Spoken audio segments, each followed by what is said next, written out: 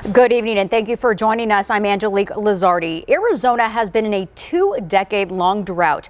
The state has seen historic cuts in its allotment of Colorado River water, but out-of-state agriculture operations are moving to rural Arizona, and residents are saying that they are draining precious water. News 4 Tucson Shelly Jackson has the story.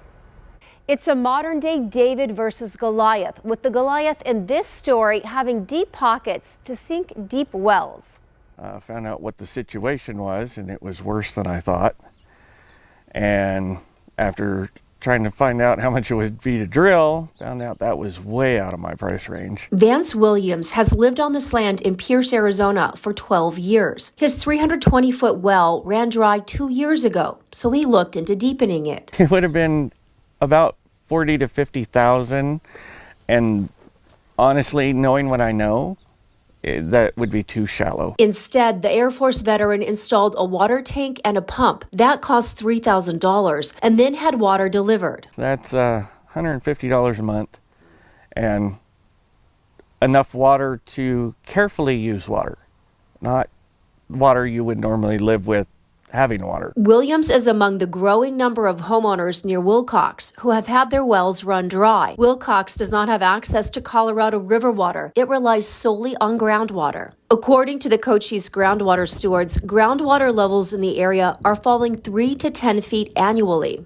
These are not sustainable levels. We're going to deplete the water. This water is a gift to us in the desert.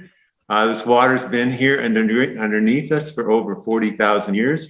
And in a very short time, we're going to deplete all that water if we don't change the situation. The situation is largely driven by industrial agriculture, with agriculture irrigation in the Willcox Basin up 80% since 2000. Over the last 10 years, the influx of big corporate industrial agriculture has been huge. All this land has been cleared.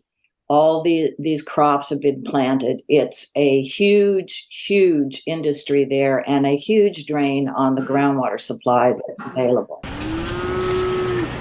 One of the biggest industrial agriculture operations in the basin is Riverview Dairy. The Minnesota company has been in the area since 2014 and operates multiple dairies, including the Coronado Dairy. There are other agriculture operations and nut growers, but Riverview is the largest. Kissel says Riverview uses 110,000 acre-feet of water a year and has about 60,000 acres of irrigated land. Riverview is the biggest player, and they currently irrigate about 60% of the water basin. They own about 60% of the irrigated land in the Willcox Basin where I live, and they pump more water on an annual basis than is pumped by the entire city of Tucson water system in 1 year. Riverview did not respond to several requests for an interview.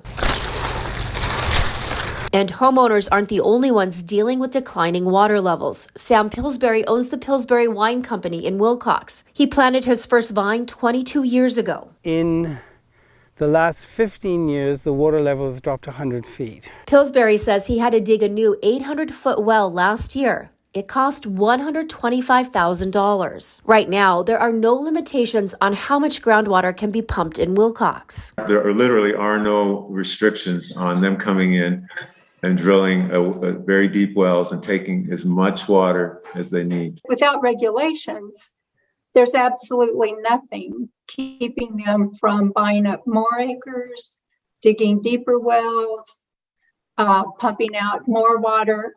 And there's also nothing to keep others like them from coming in. Now in November, Willcox voters will get to decide the town's water future when they vote on creating an active management area. From the studio, Shelly Jackson, News 4, Tucson.